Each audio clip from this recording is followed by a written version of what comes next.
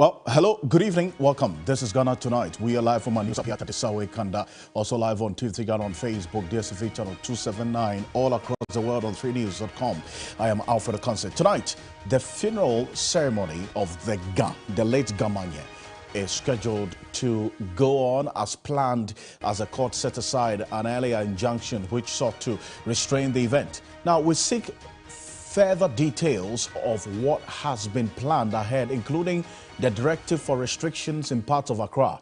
You want to know whether where you live would have to observe this traditional curfew, sort of, after 6 p.m. on Saturday? Stay with us.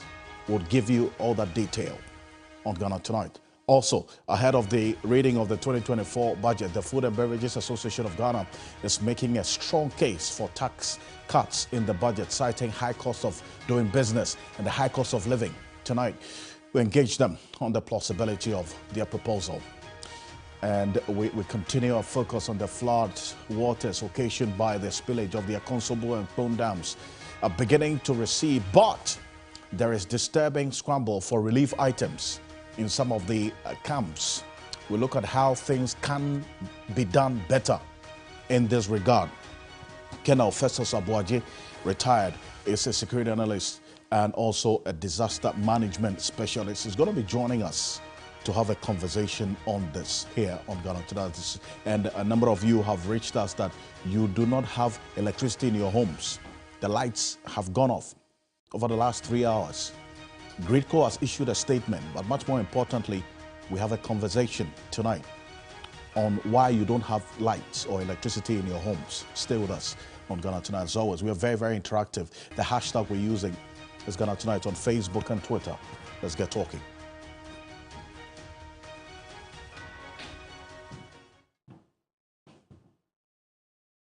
Let's settle for Ghana Briefs.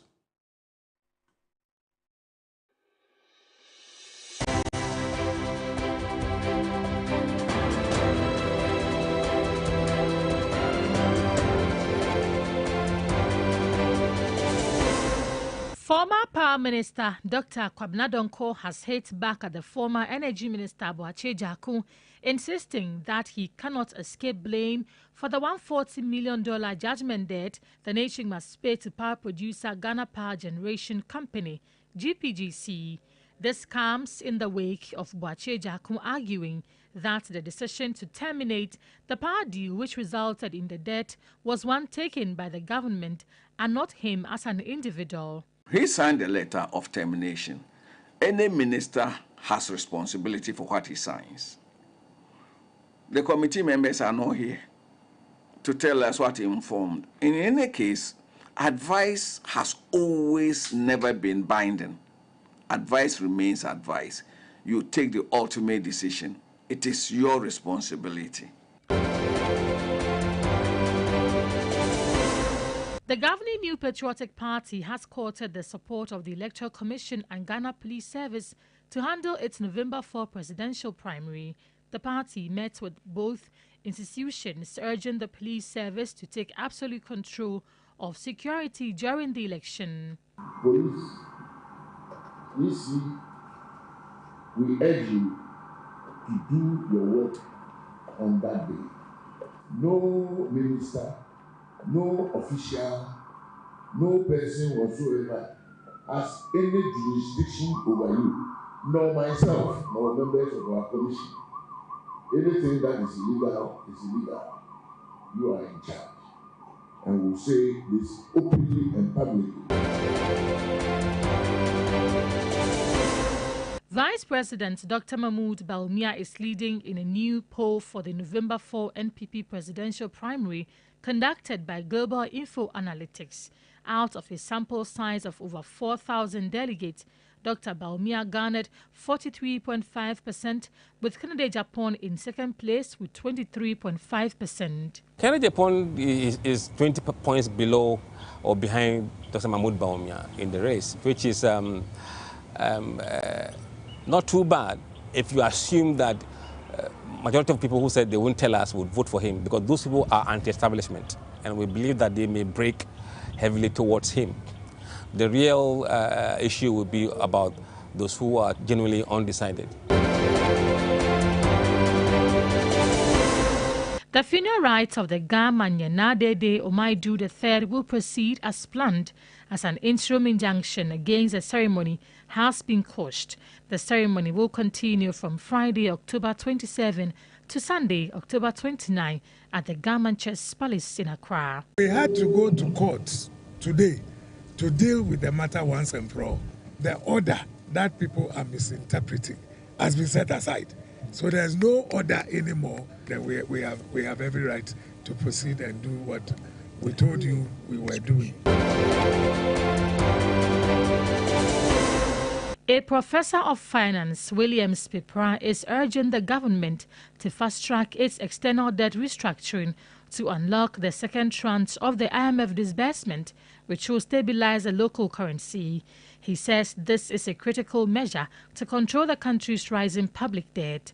His comment comes after rating agency Fitch projected Ghana's public sector debt will reach 99% of gross domestic product at the end of 2023, up from 88% in 2022. What can save us is for us to get our external creditors agreeing to a haircut. The finance minister has mentioned about 40 to 30% haircut. If you're able to get this haircut done on the external creditors, especially the Euro bondholders, it's going to free up space to reduce our interest payment, and then government will need to have money to do a lot of projects.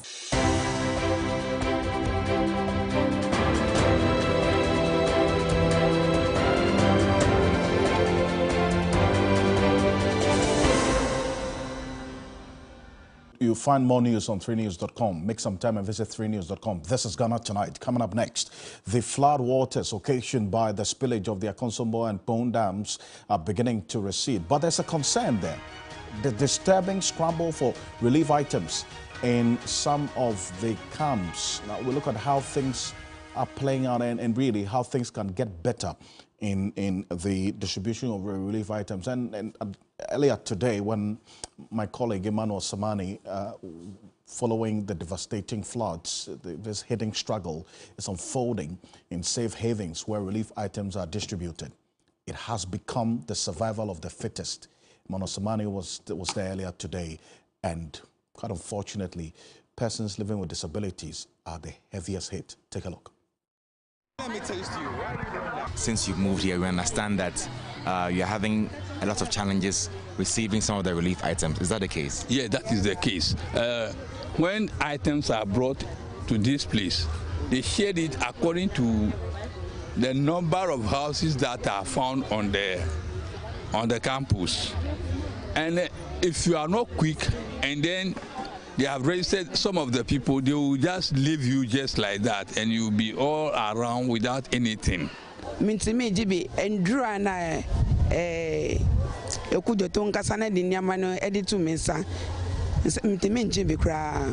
for the intervention of Ukujeta Blakwa, I wouldn't have received anything. We are not able to fight for the items when they come in. So we understand that currently some of the relief items are being shared here at the St. Kizito Senior High School. And clearly, no arrangements have been made for persons living with disability, to get some of the items. And so we're here to see for ourselves if indeed that is the case. So this is the situation here, and as you can see, one person, an elderly woman is leaving the scene. Very chaotic here because people are trying to get relief items, and so it's absolute chaos, anarchy, if you ask me. Absolute chaos and anarchy going on here at the St. Kizito Senior High School, one of the safe havens, not too safe, one of the safe havens, not too safe. And so persons living with disability can't even get in. Even abled individuals can't get their hands on some of the items. How much more persons living with disability? Let me quickly engage one of the persons with disability here. Sir, you've been telling me about how chaotic things get here. How does that make you feel looking at how all these things are going on? In fact, I don't even know what to say. This is how it always goes on. And how can we, as Physical Challenge, go and compete for things like this? We cannot. And we think the community is not actually helping us at all. So if any organization is presenting an item, it means we should be giving our own separately before announcement will be made. Because things like this, we cannot in any case join them, compete, and take any item at all for ourselves. It's really, really difficult. So that is the current situation here at the St. Kizito Senior High School. Absolute chaos, absolute anarchy, not entirely safe, even though it's a safe haven. And obviously, this is not the way to go. It's very disappointing at the leaders here at the St. Kizito Senior High School. We'll definitely keep an eye out on how the distribution process unfolds in subsequent days, and we'll update you subsequently right here on TV3. Reporting for TV3 News, Emmanuel Samani, St. Kizito Senior High School. That's the reality. The chaos that has characterized some of the distribution of these relief items in not all the places, but these areas that we monitored. And it's becoming worrying, to say the least. Colonel Feso Sabwaji, retired as a security analyst, and he's been monitoring this quite closely, and also has experience in how disaster management should be. Thank you so much, Colonel Feso Sabwaji, for joining us here on Ghana Tonight. And you've seen this video, the chaos that characterized this sharing of relief items. Now, how should NADMO have managed this process, as it were, take absolute control over the receipt and distribution of relief items, so that even if it is an individual who just showed up at this camp where these displaced persons are, NADMO would have that coordinating power and the efficiency to ensure that this doesn't happen? It's a bit difficult, if I should say, that what is happening is as a result of the initiative that VRA and NADMO lost in not being adequately prepared after they issued the alert on the 12th, after they started spilling on the 15th. Indeed, after the simulation in May, the two organizations as the lead agencies should have collaborated with a wide range of other stakeholders, some government agencies, some NGOs, some civil society, in order to prepare, let's say, the 20 or so designated centers or safe havens. Now, preparing those places goes beyond designating. Based on their own estimates as to the number of people who might have been or who would be affected by the flooding, disaggregated into men and women, the children, the elderly, the sick, the infirm. They should have established coordination centers or emergency response centers. They should have been communicating very widely with a wide range of stakeholders, requesting them to contact NADMO if they have relief materials to be distributed. But because NADMO had not prepared, had not done that, by the time the water was being spilled on the 15th, and it took them quite a while, till now they are not even fully ready. Individuals are seizing the opportunity, the initiative. And when I say individuals, I mean entities also. The media, the bank, civil society, traditional leaders, National House of Chiefs, churches, mosques, to reach the people directly, because they cannot wait for NADMO to be ready. But once NADMO gets itself sorted out by being present at all the centers and in the communities, and then coordinating, making an appeal to all agencies and all entities to direct their aid through them, then NADMO will begin to take or exercise control over how the aid is distributed. So what we've seen this evening on your channel is one example where coordination fails. And what is happening, although I haven't been there, is that when aid is not coordinated effectively among a number of stakeholders, you end up with a situation where one or some communities get more aid than they need, to the detriment of other communities. Like Aveime, which yesterday, were complaining that no aid had reached them.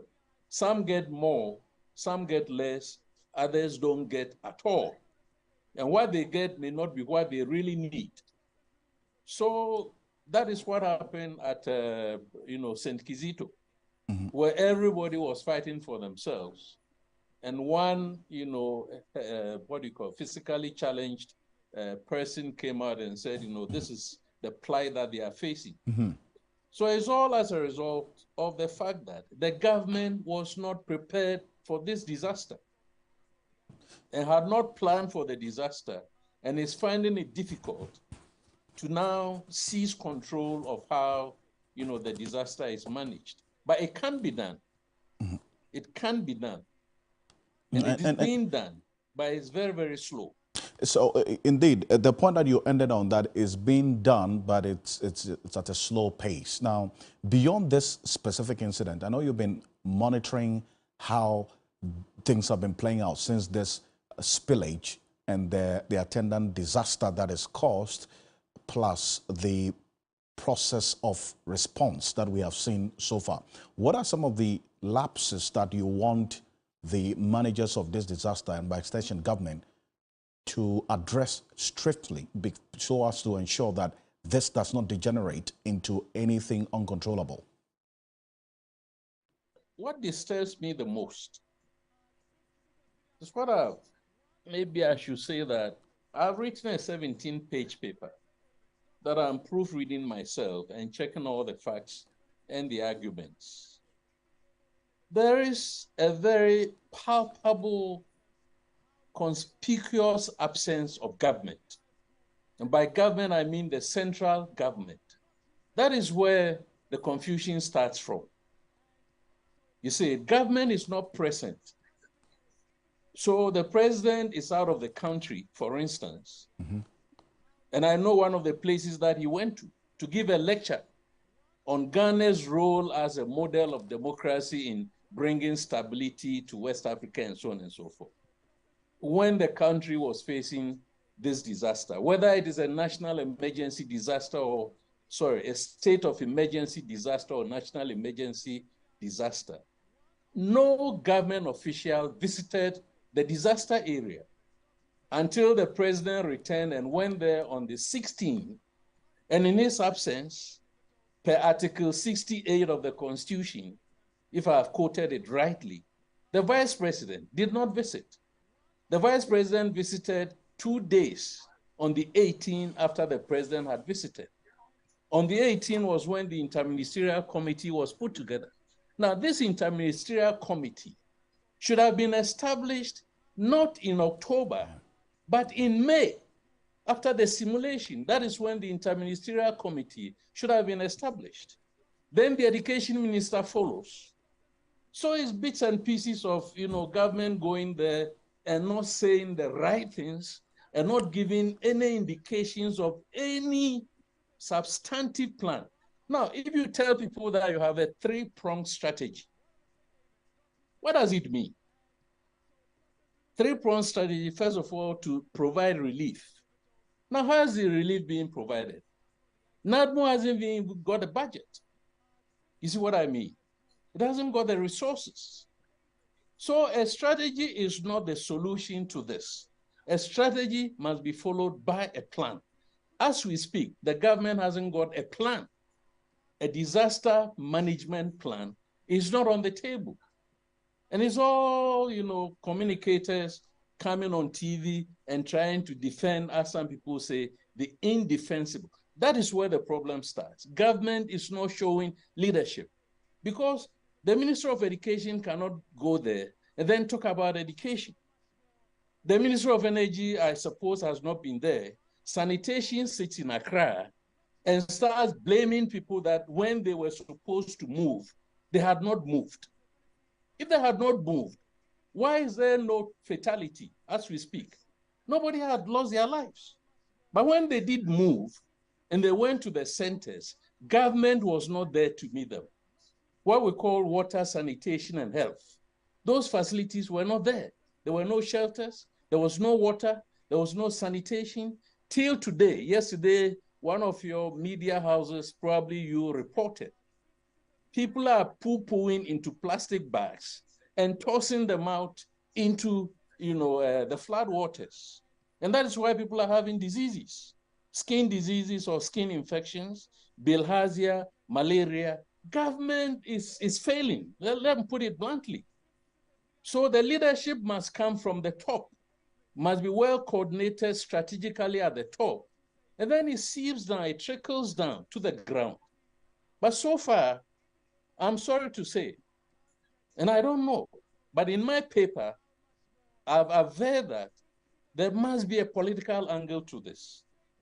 Although it's very difficult to come by the evidence. You're not going to have it because nobody is going to come out openly and say that this is a reason for political reasons that we didn't, act expeditiously. But it's very, very baffling that 30-something, in fact, early this week, Deputy Minister of Information increased the figure to 40,000. So 40,000 Ghanaians are displaced in 22 or so shelters, and the government is sitting in the capital and talking politics, or going to the disaster area and talking politics, or the vice going there and giving 160,000 cedis. Right. Now I have information, 2017, we gave $1 million through our embassy to Sierra Leone. Okay. I'm still researching on the 2022 flash floods. I think we also gave something. But the figures in Sierra Leone were far less. The number of displaced, maximum 6,000. Here we are talking of 40,000 Ghanaians. And the government is completely, as we say in the army, completely absent from parade. I'm sorry, but this is a very serious matter. You see, we have not even come to the reason why there was a need for the spillage to start with. Because data filtering out, information filtering out, suggests that way back last year, June, we knew the water level was increasing. We also knew that by June this year, there was 6 times more water in the dam than as of last year. Indeed, NADMO itself, VRA itself, has said, and I've got the reference, that as of November this year, the water level in the dam was reaching crisis proportions. So all the data was, the information was there. Indeed. Now, why did the spillage or the spilling not take place earlier in a gradual manner? These are the germane questions, Professor Swabaji. These fundamental questions, as important and germane as they are, and you make the point about some level of accountability, and then also a probe that you're asking for, so that the clarity and then answers to these questions, very important questions that you're asking, are brought to bear. And I'm sure that you're not alone in this. A number of people sharing this same proposal about after this disaster, we need to ask questions so that we don't come back to this point again, because certainly the rainfall pattern is going to increase. And if that would lead to an increase in the water levels in the dam, we should know exactly what to do next if it does happen. I appreciate your time, really. Thank you. And we're waiting for that 17-page paper that you're writing on this, because we have a big conversation as well on this in the coming days as well. So thank you so much, Professor Swabaji, for joining us here on Ghana Tonight. And for us here at Media General, since morning, thanks to you, the members of the general public and our viewers, A number of you have come to volunteer, not just your used items or money, but your time and your effort, your strength as well, to help us sort out some of the used clothing and the shoes that people have come to donate. So we want to say thank you. In fact, since morning, these are not staff, not just staff of Media General, but members of the general public who responded to the call that we made for you to come and help us sort out the used clothing and then also the sachet water bags we received, and many donations that a number of you have given. In fact, it's going on right now. What you're seeing are the videos of the sorting going way into the night. That's what's happening right now. And in fact, the packing of the items into the trucks, which will move to early tomorrow morning, is ongoing right now at the forecourt of TV3. So, and it's all by the kind help and support of you, the general public, volunteers. These are people who have come in to help the staff of Media General. All of these people you're seeing are just viewers who just walked in to help us do this, and they are staying throughout the night. And we're leaving early tomorrow morning to the epicenter, most part of the Volta region. But this is just the first phase, because we are going to expand the impact of our relief efforts to the parts of Adan as well, and some parts of Sogakope and areas such as Keta as well. We understand some 241 communities have been hit as well as a result of this situation. And so please keep your contributions coming in. The mobile number that you see there, 059-7433-110, 059-7433-110. If you cannot give money, you can come in to help us. The next time we are sorting out the second batch of relief items to be sent to Adan and its environs. So please, as much as you can, kindly come through to help us, to help these people who have been affected and by this disaster, a very unfortunate situation, and we're all coming together. And on behalf of the management and also the staff here at Media General, I want to say thank you to all of you. The immense show of love and support is highly admirable. Thank you so much. And there's one of our viewers on Ghana Tonight who came in earlier today to volunteer his car, a small truck, to convey some of the items to some of the affected places tomorrow. He had a few words to share. Take a look.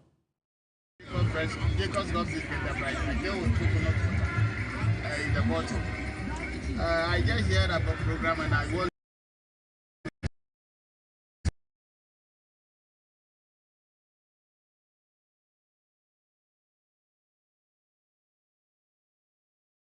volunteer with my car. Load some of the items to Baton. So I guess here to help. So if you are someone sitting house and you have something like this, you can help so that the blessing of God can reach all of us. Thank you very much. Thank you. Fantastic.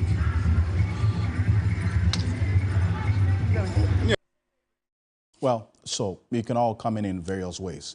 So please help us to do this. And you can walk into TV3 and with all the items that you have, and we'll definitely acknowledge it and put it out there as well. Thank you so much. And this is Ghana Tonight. And coming up next, Ghanaians are concerned that the country may be heading back to the days of load shedding, popularly referred to as Dumso. This has been brought about by a statement released by the Ghana Grid Company Limited just not too long ago, the operator of the National Interconnected Transmission System. Gridco will put the statement on the screen right now. They say that the parts of the country will experience power challenges during peak times, citing that it had been necessitated by the limited gas supply to Tema, causing a supply gap of 550 megawatts at peak time. Now, that's the heart of the statement from Gridco, which we have a copy of, and indicating, in fact, giving some reason to why some areas are experiencing power outages as we speak. And fortunately, a number of you have to also be sleeping in darkness. They say that the situation that you're experiencing now is due to the limited gas supply to Tema, and there will be a supply gap of 550 megawatts at peak time. And this will affect power supply to consumers in some parts of the country. So this is a statement from GridCo explaining this power outages being experienced currently in some parts of the country. That's what's happening now. And so take note. And working on the telephones to get through to the Ghana Grid Company on this matter to give some further and better particulars, and also to know when this shortfall would be addressed and what the way forward would be. There's another issue as well which we're going to sink our teeth into. A number of you have been asking questions as to where this quote-unquote curfew by the Ghana Traditional Council on Saturday evening, that's 6 p.m., would affect. Stay with us. Right after this quick break, we'll get into that. The head of protocol for the late Gamanye's funeral is going to be joining us on the telephone. The Ambassador Sylvester Pakalote will be joining us to give us some further details. After this injunction has been going out of the way, then what next for the funeral? Stay with us. We'll be back shortly.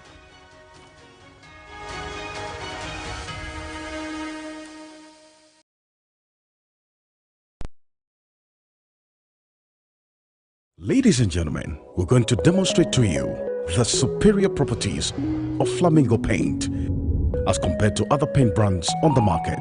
We take equal quantities of Flamingo paint and this ordinary paint. We then dilute them with water. And now, let the test begin.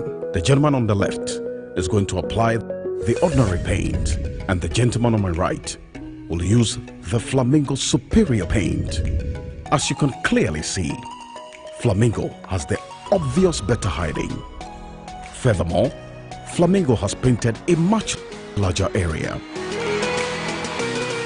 You know, one bucket of Flamingo paint is equal to several buckets of any other paint brand on the market. Flamingo paint is made with superior formulation to give superior durability, superior hiding, superior coverage. Flamingo paint, simply superior. Everybody knows Acrobato. And if you know Acrobato, it means you know Endpoint Homeopathic Clinic. Endpoint Homeopathic Clinic is my pillar. Let's hear what others are saying about Endpoint Homeopathic Clinic. Who will be careful Endpoint one? Chesena me ankasa me period na say problem is wom ntina ma wo ho idea ma me papa chesena nya asem ketewa na me kwan point no mo hwe me modam no mo hwe bibia na so mo medu a me fine no ene ma won kra me enu kofro kwa na mkwan mu a eba and everything yourself me ma me no adwodwo eda ho a wontumi nante ene ne ko endpoint o mama nu nura ene ne ho eden a watimi asori anante. That's Endpoint for you. Papa Roberto, hello. Hey, ohwehwe what che okay a free bra wo di Endpoint wa dance am me call ye no me Joseph sema na enkoyie person na my emre nyina na magina sebema na me be fie for there the one dey nyina jaresa. You heard everything. I have secret. Endpoint is my secret. Endpoint Homeopathic Clinic. I'm free. Ghana for your friend me na dede se me gina ha na e Franco television papa amodia begaso no na me gusu amidi ho dance e chiro sawasi hotels, offices, schools, apartments, Franco television. Ababawa, abrantie, open TV di abawo dem a. Your sizes be brave wo ho. Your 24 inches wo ho, your 32 wo ho, your 43 wo ho, your 55 and akese 65 inches. Open way, now open den. Franco Trading Enterprise, television papa, and the border form ahimfie. Ladies and gentlemen, the third edition of the Ghana Digital Innovation Week is ready to kick off from Monday 6th to Wednesday the 8th of November at the Accra International Conference Center, the Digital Transformation Center, implemented by GIZ on behalf of the German Federal Ministry for Economic Cooperation and Development. In collaboration with MASHAV, Israel's Agency for International Development Cooperation, the Ministry of Environment, Science, Technology and Innovation, and the Ministry of Communication and Digitalization, with the support of ITC and UNCDF, will bring together the digital ecosystem stakeholders on one platform to learn, share ideas, and network. Over 5,000 attendees, 50 exhibitors, and over 40 insightful sessions led by ecosystem actors. The three-day event will bring together digital enthusiasts, policymakers, students, private sector actors, and many others. It will be preceded by regional events from 1st to the 3rd of November 2023 in the Northern, Eastern, and Ashanti regions respectively. Attendance is free. Register now at www.gdiw.com.ga. Let's meet from Monday the 6th to Wednesday the 8th of November at the Accra International Conference Center. See you. This is Key Points, the #1 award-winning television news analysis program, providing an enlightened analysis of the key issues facing us as a country. The Key Points of the stories that matter with the people who matter.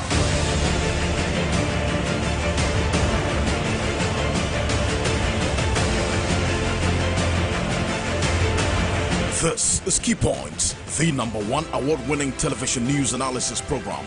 Every Saturday, 7 a.m. to 10 a.m. on TV3 and on 3FM 92.7. TV3, first in news.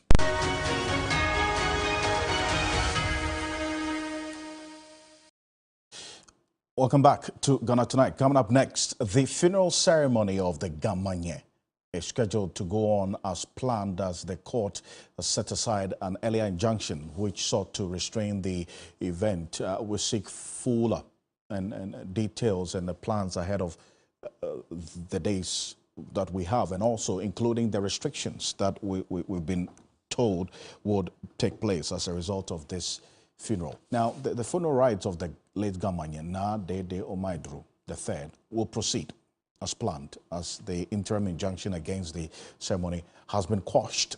The ceremony will continue from tomorrow, October 27, to Sunday, October 29, at the Gamanches Palace here in Accra. I just want to show you excerpts of the court ruling earlier today. Take a look. Upon reading, and this is the Gamanches funeral excerpts of the court ruling setting aside the injunction. The court, upon reading the affidavit filed by the applicants and deposed to be the first defendant, applicant, and upon hearing Ayikwe Otu Esquire, counsel for the defendants applicants, and remember, Ayikwe Otu is the former Attorney General of the Republic of Ghana, says, I am of the view that the order of the interim injunction granted on the 25th of October 2023 was made in error. The applicants failed to give the court the true state of affairs.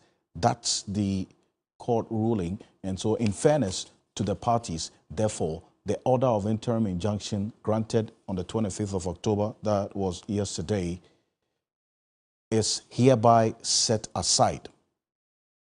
That is the court ruling now.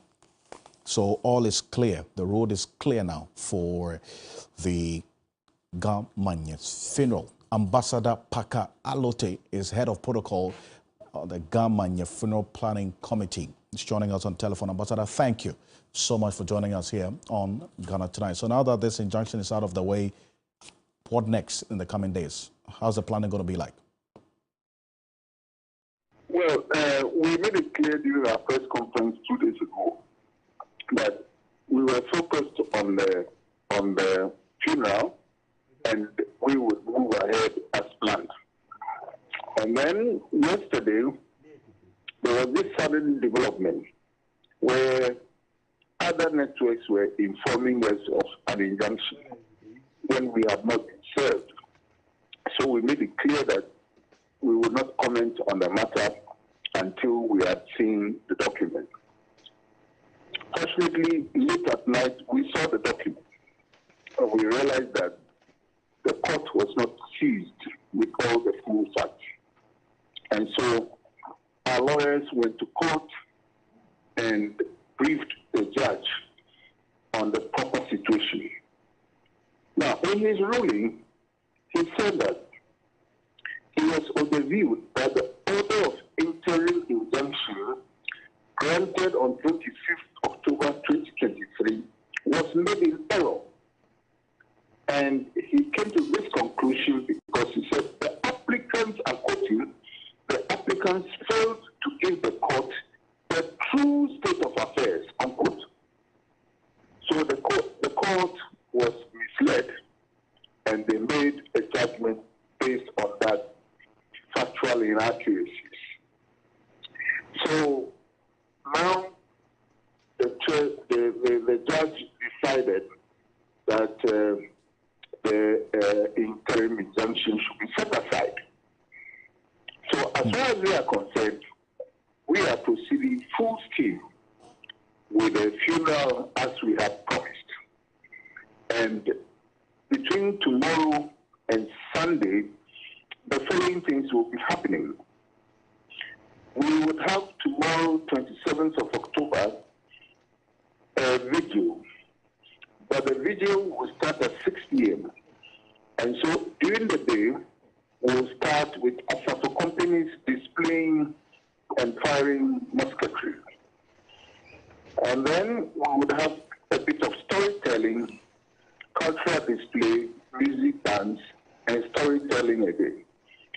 And then after all that, at about 6 p.m., the clergy will hold a short service for the repose of the soul of the Gamanian.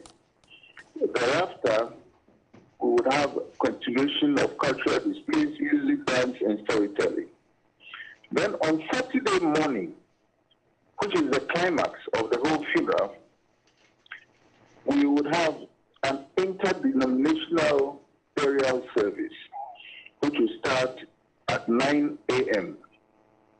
At the end of the service, there will be traditional burial rites, which will involve Asafwacheme and Asafwanyeme parading in the precincts of the palace and in a few streets in Accra. And at the end of it all, in the evening, the burial will take place.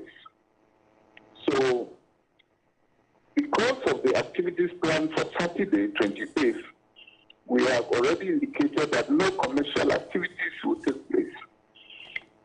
And also, we have shown companies which provide emergency services and essential services, which those recognized themselves by government, are exempt from the kind of restrictions we'll be talking of.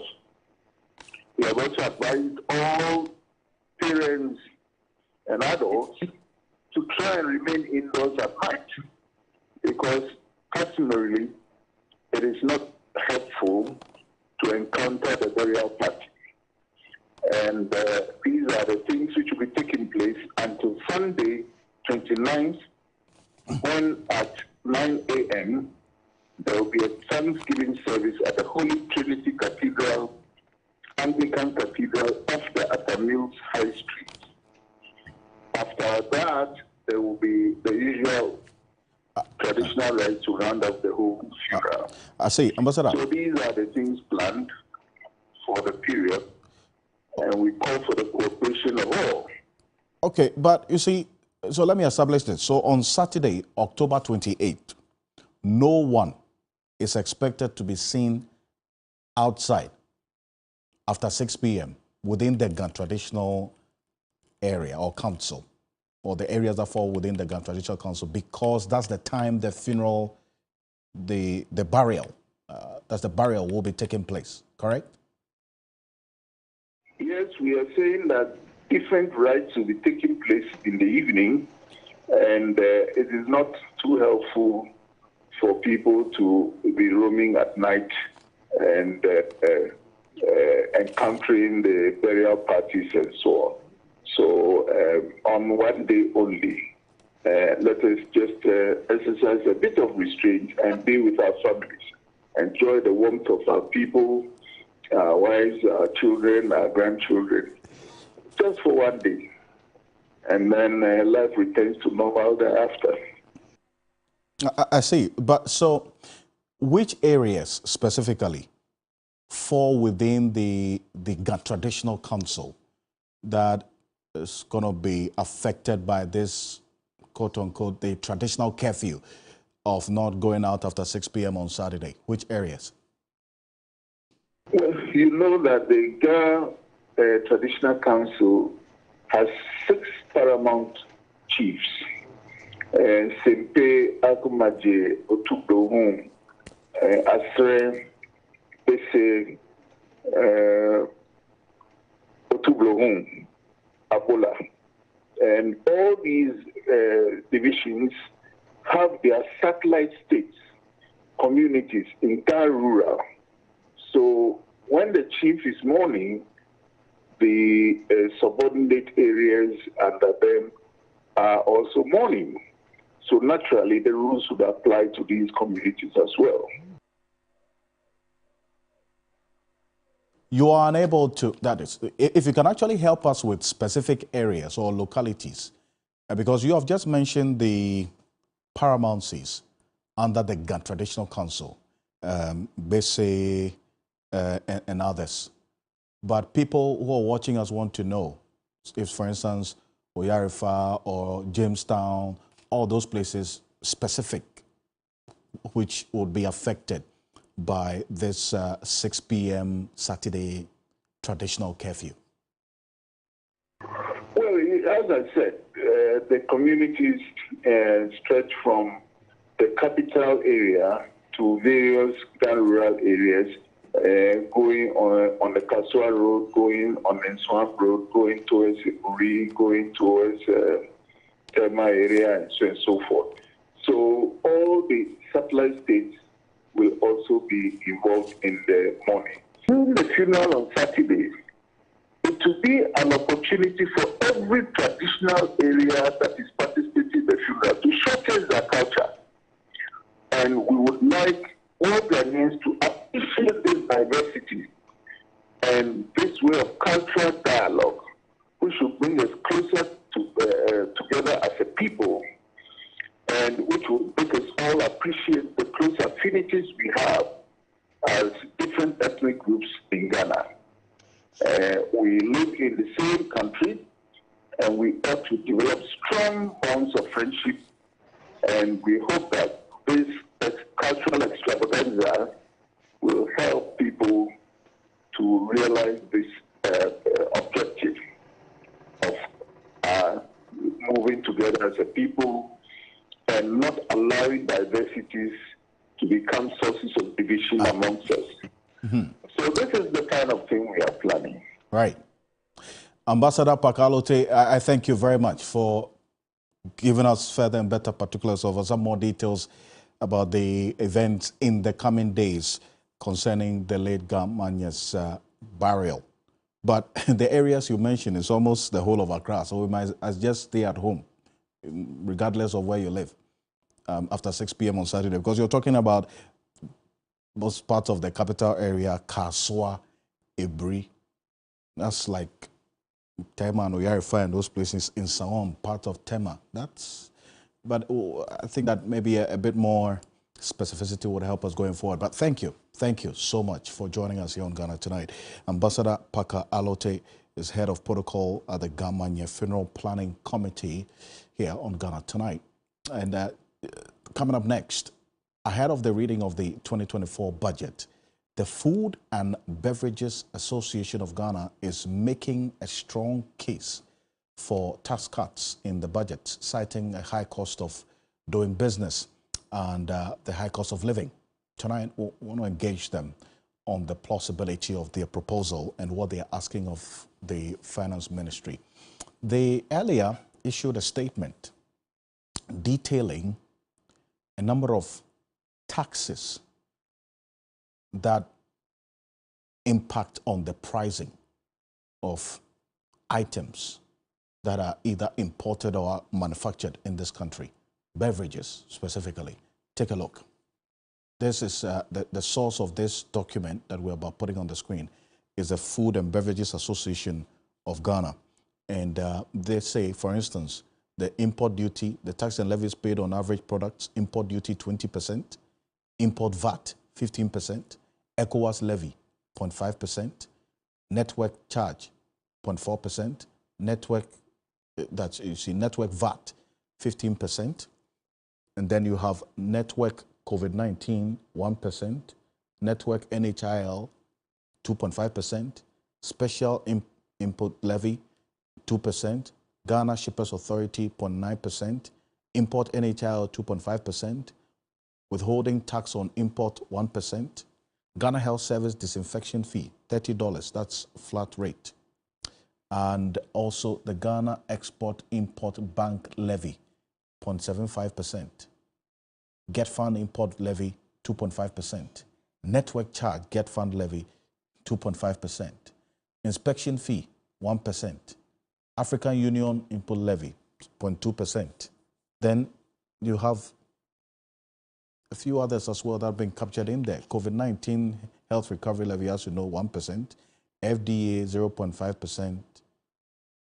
And also 0.8% of invoice value. You do the calculation. And then Ghana Standards Authority fee, 0.8% invoice value. These are the taxes and levies on the average products. So they put out this statement earlier detailing all of these taxes on average products, which directly impacts on the pricing.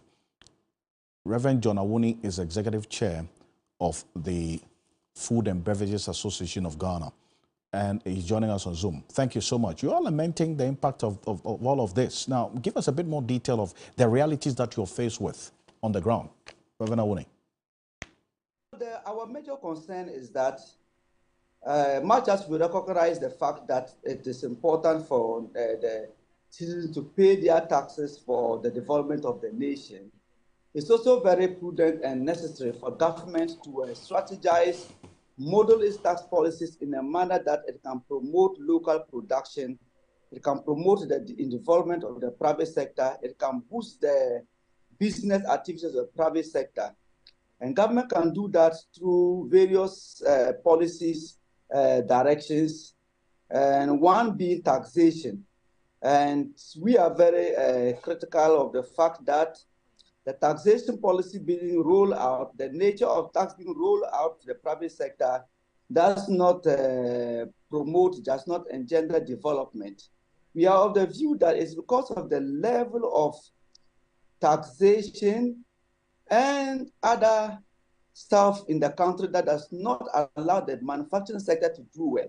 The manufacturing sector in Ghana is critical, is in a critical condition. It's not doing well. And as a result of that, most of the goods that the manufacturing sector in Ghana produces are highly uncompetitive. One of the troubling factors of the manufacturing sector in Ghana is the cost of production. The cost of production. Indeed, beyond the manufacturing sector, when you go into the agricultural sector, same thing happens. And I have done so many studies, so much research in the agricultural sector. And one of the reasons why most of we haven't been able to produce sustainably, particularly in the area of rice and poultry, is that the cost is very, very high. As I speak now, the price of a local bird, that is chicken, is 130 cedis. How many Ghanaians can afford on their table? And so it is in the light of this that we say that government must really look at its tax policy, particularly for the production sector, particularly for the manufacturing sector. Because when you continue to have a sector and you, or as a government, if you want to throw out a policy of industrialization, you cannot industrialize with a level of taxation in the manufacturing sector, with a level of high level of utility bills that you roll out to the private sector. You have electricity literally increasing by the quarter, every quarter in the country. And this hits the manufacturing sector so seriously. And that's the reason why you are having situations where there's high level of smuggling in the country. Only yesterday, I came across a story where the customs were talking about them intercepting goods in millions of tons, or thousands of tons for that matter, at the Eastern Corridor. And they lamented the fact that they even needed logistics in order to be able to do such work effectively. And even if the logistics were available, they had an extent in which they could do it because the borders were very, very porous. So now if you have a country where your borders are very porous, you must come out with tax policies that will encourage people to comply. You must come out with tax policies that will make your sectors, your productive sectors, such as the manufacturing sector, the agricultural sector, very, very competitive. So that when they produce, they can be able to compete with their other counterparts. But Reverend Awone, you raised concerns about not just these taxes. In your second statement, which we just received a copy of as well, you talk about the general instability in the exchange rate and the utility tariffs, the quarterly increases in utility tariffs also taking a toll on you. What exactly is happening? No, clearly it goes to exacerbate the already high cost of production that is already in the country. Like I gave an example, there are many for the local chicken. If you look at local rice, you can hardly buy local rice, and that's how come we do not have enough local rice in the country, because for decades, I am a researcher in that sector, and for decades, we've done everything possible to promote local production. But what you recognize that the cost is very, very high. If you go into the irrigation sector, most of them use electricity to pump their water. So if you use electricity to pump your water, and electricity bills are so high in this country, and they don't seem to have any point of abatement, and where can you exit? What can you do? If you look at the manufacturing sector, whatever sector, look at the pharmaceuticals. The cost of drugs have gone up so high. Look at the juices sector.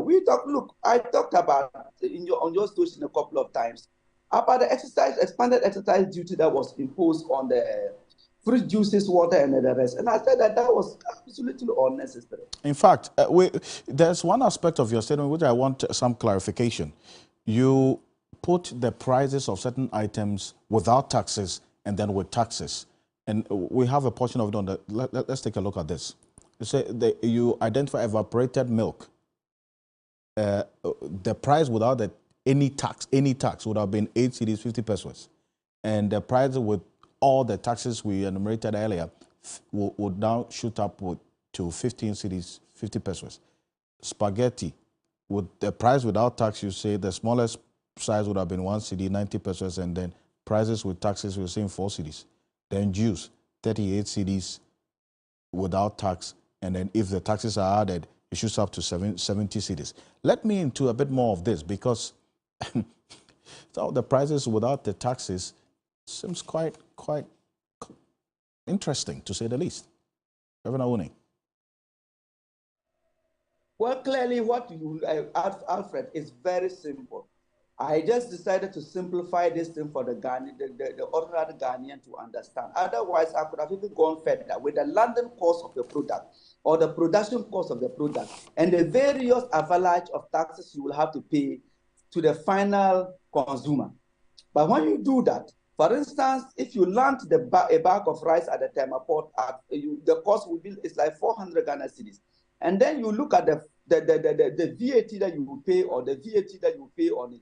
The duty you pay on it is about 145 cedis. The VAT, then all manner of taxes that you pay on it up to the final point, and it translates to the final consumer at 770 cedis. So if you land at 440 and you are paying, the consumer is paying 770 cedis, it is almost 100% tax on the original price, on the landed cost of that product. And I don't think that it will promote a development in the country. It will promote honesty in the country. That is why the Ghanaian market is littered with smuggled products, French-labeled rice products, French-labeled consumables, because people want to avoid, because they recognize that the disposable income of the consumer is very low. So they must find innovative means by which they can allow the consumers to buy so that they can have quicker turnover of their stocks. The more your stocks remain in the warehouse, the more you are in trouble.